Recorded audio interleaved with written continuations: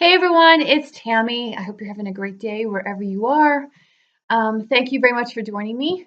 Just a brief introduction if this is your first time watching any of my videos. Um, 30 years in working with essential oils and background in pharmacology, the science of nutrition, which is basically understanding how the nutrients, both macro and micro, um, facilitate wellness so that's been my focus. Like I said, with the aromatherapy, essential oils. Basically, I call myself an aromatologist. My passion is teaching about the essential oils. This is the reason why I do a lot of videos and talk an awful lot about health. You will find that I don't give a lot of specific recommendations simply because in after 30 years and going, I'm really learning, just really being able to distinguish the fact that symptom relief is not the answer. Stabilization is the answer to helping the body, and how that works for one person really depends on that individual system. So I don't really provide an awful lot of specifics because I just don't want anybody to replicate something that I say and potentially cause harm, because there could be something that they are doing, whether it be medications or supplements or just their body, period, that could affect the way they react to the oils.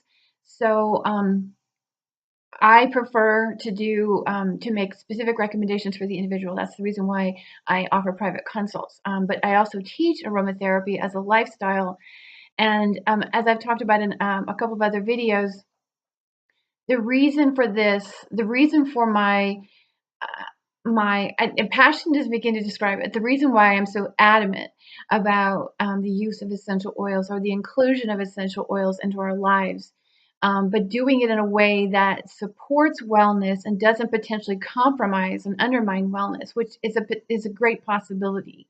Um, they're signaling molecules. And what I mean by that is, just like a hormone and a neurotransmitter. In fact, the neurotransmitter is, when it's used as a hormone in the body, will signal activity. Um, and that could be hormonal changes, immune changes, and so forth. Um, Energy, sleep. I mean, hormones are used for every process in the body. So the oils act like that. And learning how to integrate them in a way that facilitates stabilization is our key to really restoring and helping the body to restore wellness.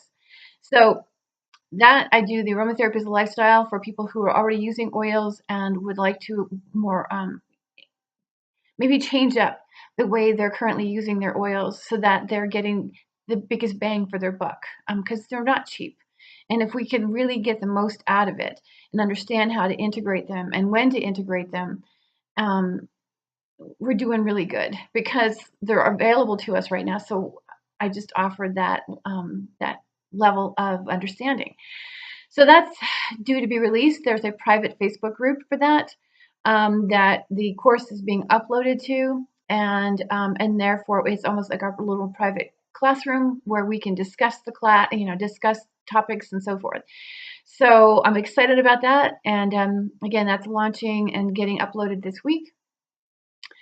I've also started reintroducing my Digest Zen. It's a little bit of a thing to say there, Digest Zen, um, which is a digestive wellness class. And it really is about stabilizing the body.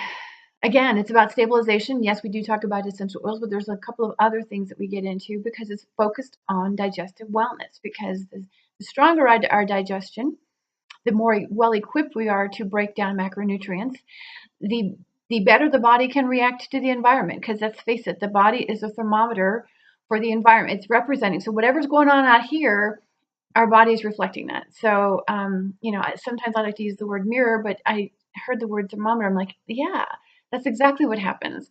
We are, being inundated with all sorts of environmental chemicals, whether they're in our food, air, water, drinks, you name it, supplements. Um, so because of that, that's an even bigger reason why it's important to understand how we're using the oils. Because as I said a little while ago, they could be potentially causing more harm, because like we have xenoestrogens, which is an umbrella term for environmental chemicals that are endocrine influencers. There's a lot of plants that have phytoestrogens in them, and the biggest thing I come up against is the big promotion of phytoestrogens being good for us, and but it's neglecting the fact that our body, our hormonal system, is already being um, significantly influenced by the environment. And the reason for that is because these estrogens, or these chemicals that act like estrogen in the body, the thing to remember is that estrogen is besides being a reproduction hormone, it is also a stress hormone, which means it, once there's a level of it in the body, it will activate the fight or flight response, which does ultimately influence the immune system. And we get into that in the digestion program. Um, and the other factor to remember with estrogen too, because of all the adaptations that the body's going through, and one thing I didn't mention is I do have a background in genomics. So with all the adaptations that are occurring along the epigenome, also known as the methylation pathway, for those of you who are familiar with MTHFR, um, these adaptations are constantly changing. I mean, that's the nature of the body. And so with all those changes, it does affect the CYP450 enzymes. And with those alterations, oftentimes we're not even able to break down or metabolize the estrogen as effectively as we should be. So not only are, but then it becomes even more of a hormonal disruption. So we look at both of these things. We look at these things in both those courses, but from a little bit different angles. So that's what's available, and you can find that on my services page, synergessence.com, services tab. So on to the purpose of this video. Tomorrow night, I'm going to be on, it's my usual radio program from 6 to 7 Mountain Time. On the local radio, it's 96.9. Online, it's kmrd.fm /listen. And the program of mine is Out of Control. And my son, one of my boys, is my co-host. And we have topics that we like to talk about. This coming tomorrow night, it's about hypochondriacs. Now, he would love to be a stand-up comedian, so he's kind of like, I'm kind of like the straight person in this, if you haven't seen our shows or listened to them. And he does like to make cracks. So I oftentimes film these and do Facebook Lives with these radio shows, so you can get behind the scenes when I go to flip to music. But I don't necessarily always upload them here because he's a little bit much. I can say that he's not here. He's kind of intense, and but he's 29 and he's trying to figure his way out in this world, and I can completely relate to it. So I am not going to try to change his mind. I can only be me, and hopefully maybe influence him to see things differently. And we have a pretty good thing. So, but that said, like I said, was talking about hypochondriacs. That's a really difficult word to come out with because it sounds like a judgment, and basically that's how our culture sees it, is it's a judgment. And that's not to say that there aren't people who are like super hyper worried about their health. But I'm doing this video right now because I thought it would be well-intentioned to just kind of talk a little bit more about hypochondria and where we've come as a culture. Because when I was a child, and I mean, when I mean by child, I'm talking about a young girl, like preteen, and I would help my mother, maybe say cook. So I'd be standing in the kitchen, or I'd be washing dishes, was usually what I was doing before we got a dishwasher. So I was standing at the kitchen sink, and I can remember being there like in the summertime and standing for a while, and she'd come up and she'd point out that my legs were kind of like a reddish purple. She pointed out to me, and then she'd turn around and tell me that it was perfectly normal. Well, it's just a sign of poor circulation, and she's got poor circulation, and apparently I inherited her poor circulation. Well, she wasn't far off from that in the sense that I do have circulation issues to this day, but it's not a normal thing. And it was, I also had other health issues as a very young child. Before the age of 5, I was already showing signs of IBS. I've talked about this, I know, in other videos. I claimed to basically was born anxious because constipation was a big problem of mine, and I was always very energetically sensitive, and eventually grew into being more emotionally sensitive because of the way the world was reacting to me and so forth. And basically that mirror thing, right? At any rate, so there's a lot of when I look at back in this and understanding how the chemistry and how the mental health, it directly affects our physiological health, and in fact our gut health is imperative. The better our gut health, the more our mental health improves. If it's faltering, so to speak. So gut health equals mental health, and mental health equals physiological health. Because every chemical that's produced in the brain that affects our moods and emotions also is used to regulate processes in the body. So this is very, very important. But when we started out years ago, decades ago, and looking at things as like, it's normal, period pain, normal, cramps, normal. We have normalized so many symptoms. And so to come to fast forward to today with the internet, and everybody's on here Googling the smallest of symptoms. And somebody said to me the other day, well, at least the Amish don't have the internet. I'm like, they don't need the internet. And again, Amish are a portion of my clientele. They don't need the internet because they have books. They have non-Amish people they rely on. They will call me and ask me to get on my computer. So they have no problem trying to elicit the use of technology. They just don't use it themselves. But between the books that they accumulate, the conversations, the amount of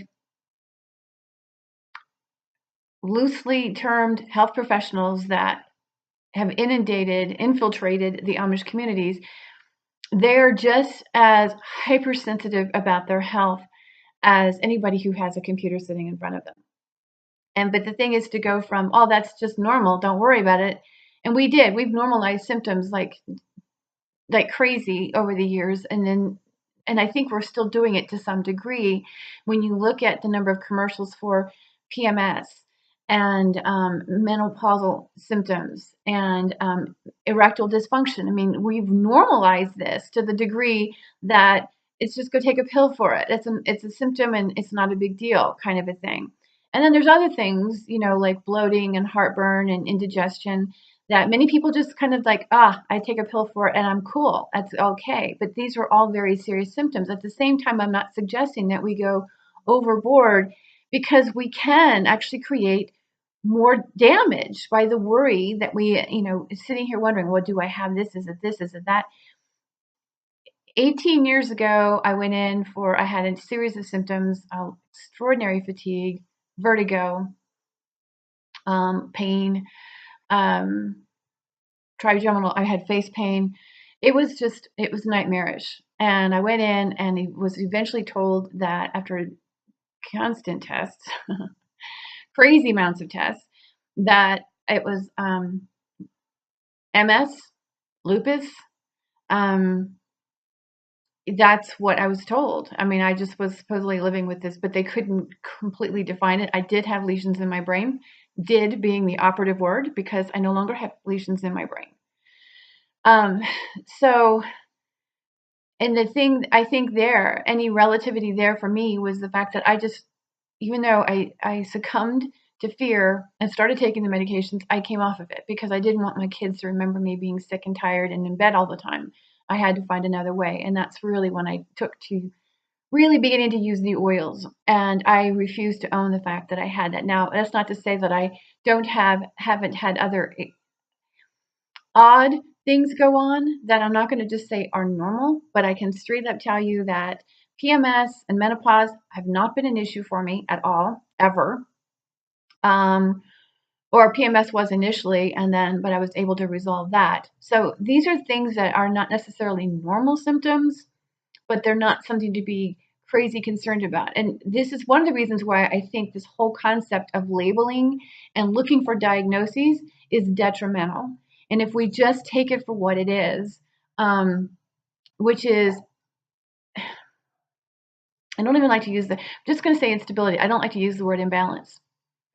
If we look at it from the concept that it's simply an instability and everything in moderation, okay?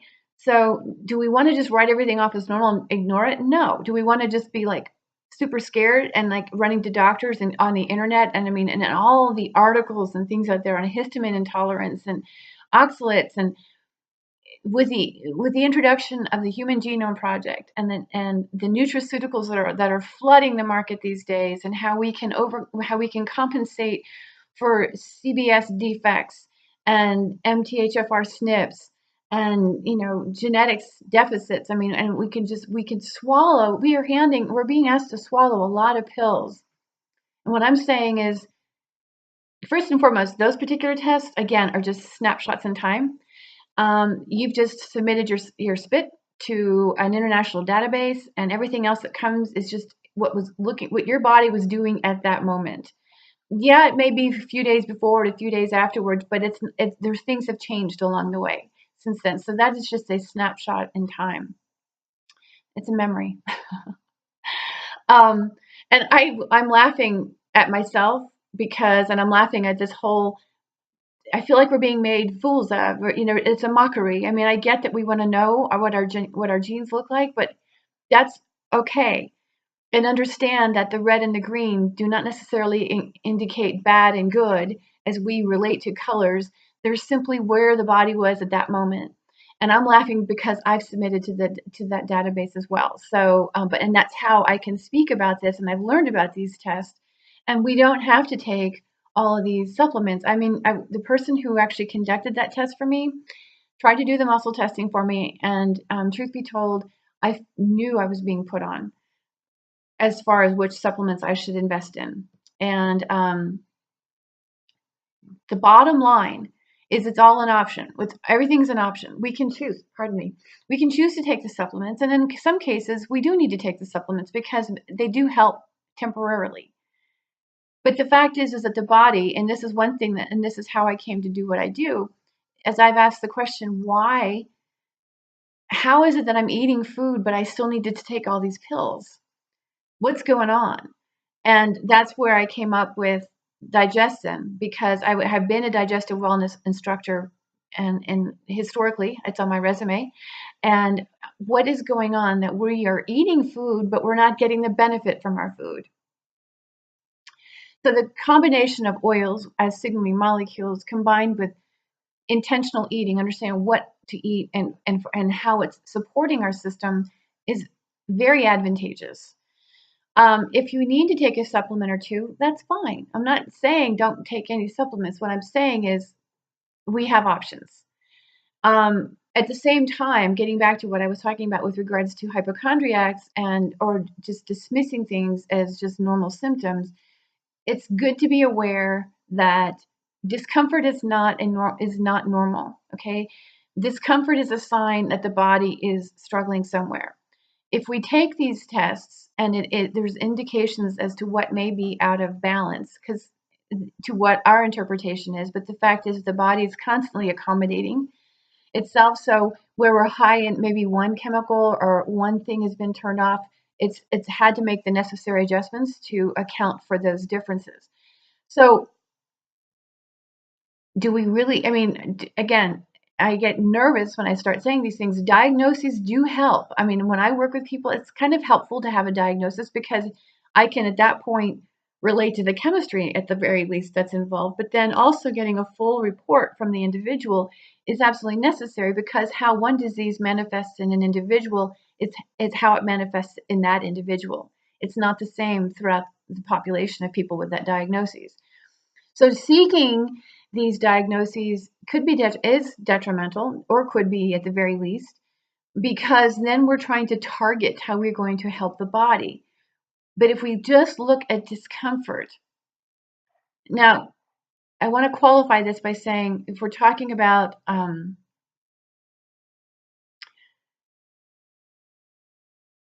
mild to moderate, I mean, sometimes things are symptom free, but that's what we say. But the fact is that we've noticed something was off. Weren't feeling right about it. And again, I'm not trying to discount the more serious, because being serious about our health is valuable. and at the same time not stopping. I'm not saying have all these different symptoms and ignore them and don't go see anybody. What I am saying, but don't stop at the articles you're reading on the internet. Go see a professional. Maybe find out what's going on, at least get some idea. But pigeonholing ourselves into a diagnosis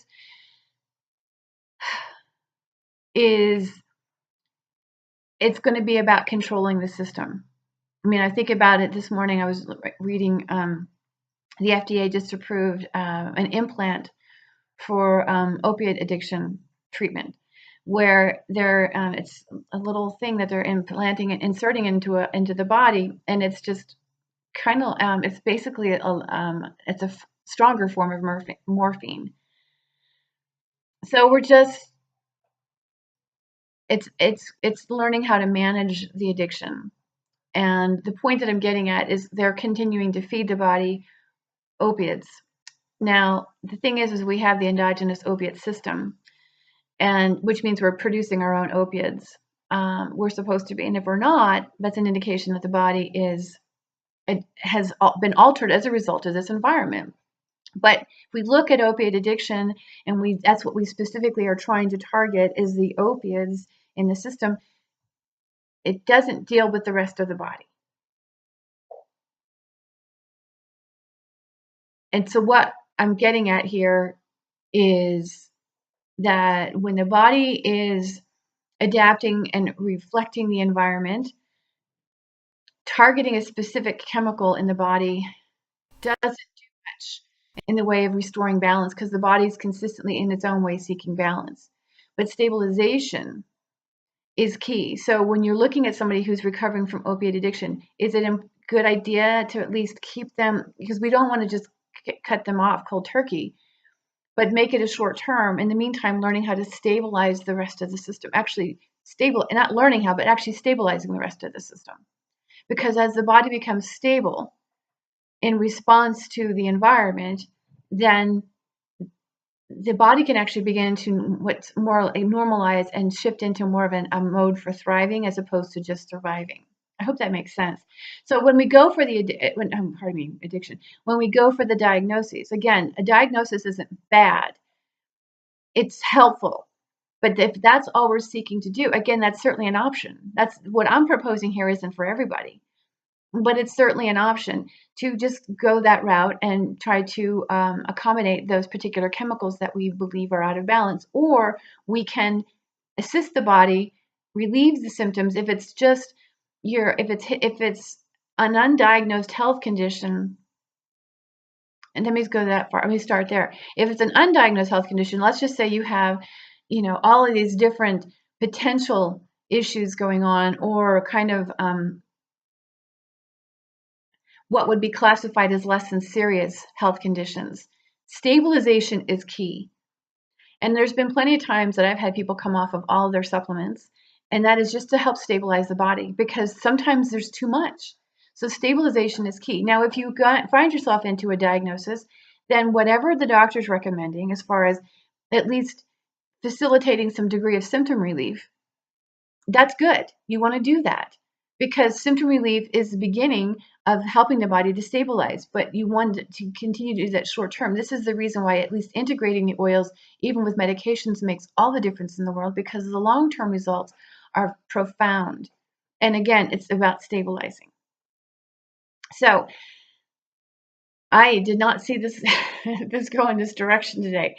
So at any rate, like I said, so with regards to hypochondriacs or hypochondria, I don't necessarily see that as a bad thing. I do think that we can go overboard in the sense that we're worrying too much. And I say that for this reason. The body is very capable of restoring wellness.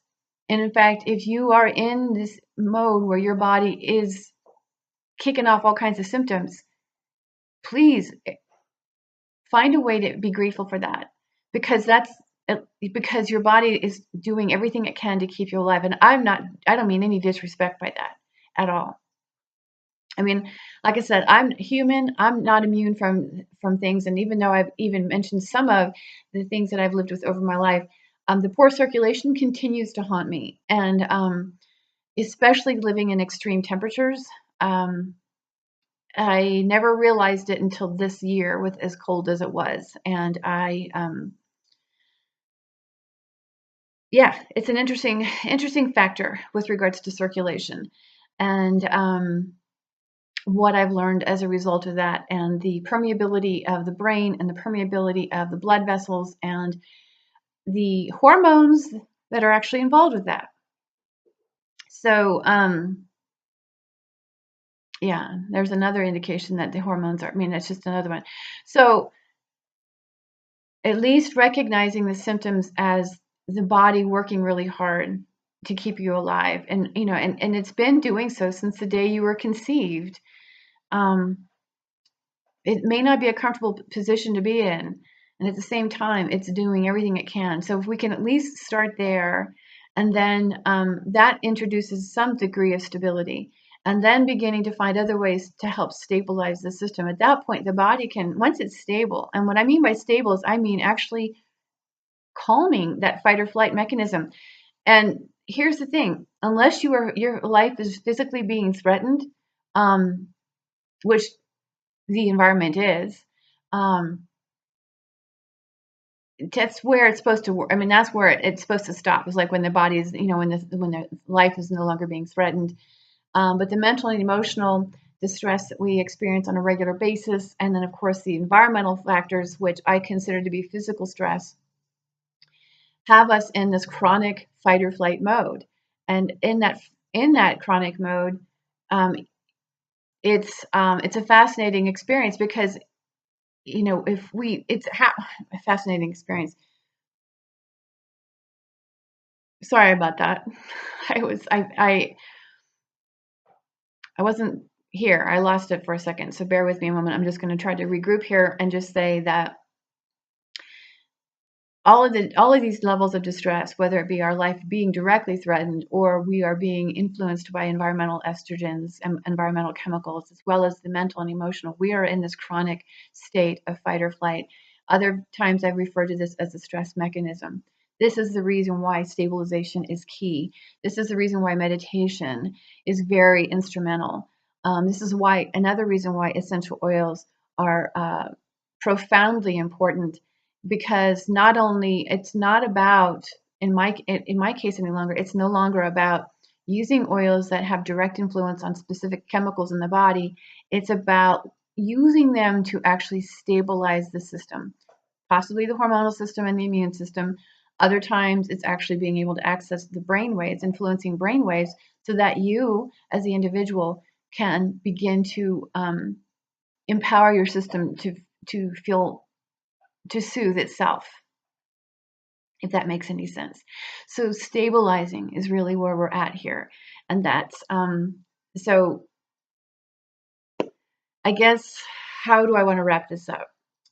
I want to wrap it up by saying that I appreciate everybody who's on this journey with me. And I appreciate everyone who's living with some kind of health issue.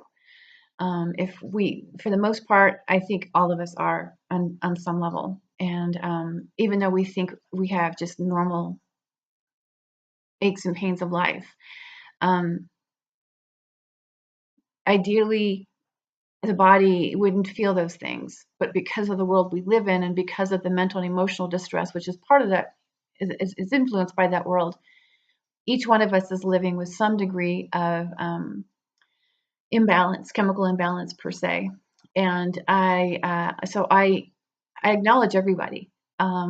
It's not a comfortable existence sometimes, whether we're talking physical, mental, or emotional. So I really appreciate you being here and at least listening and considering your options. And if I said anything during this video that wasn't, you know, that you found to be offensive, I didn't mean to be offensive. I do have my opinions, as we all do, but I'm not trying to be offensive. What I am trying to say is that I do understand why people do what they do. I do understand being afraid. And what I can tell you is that believing that your body, and that's actually part of the reason why I teach all this stuff, is actually realizing that the body is capable. not seeing it as dysfunctional and defective. I realize there's a lot of discomfort, but that doesn't mean it's dysfunctional. And so if we can begin to understand that it is working in our favor, it makes it easier to believe that we can get better. That's how I want to say that. And the oils themselves actually are a direct connection. They actually reconnect us to nature in the sense that nature is here to help us as we are here. We're all in this together, and that includes the plants. And so that's another reason why I like the oil. So I hope this makes sense to you. And again, please let me know your thoughts. If you have any questions, Tammy at synergessence.com. You can find me at synergessence.com/services, as well as on Instagram and Twitter at Tammy Davis 8. All of this is down below in the description box. And I look forward to interacting with you, and join me on Synergessence Facebook page. And like I said, if you sign up for the aromatherapy as a lifestyle class, you'll be added to the group, and we'll begin uploading and discussing later this week. So to get signed up in the group, I just want to say this, that you will need to pay for that class in advance. I will not be adding anybody to the group unless they've paid for the course. So anyway, I appreciate you guys. And again, I love being here, and I love sharing this perspective, and I hope this has helped you somehow. All right, thanks.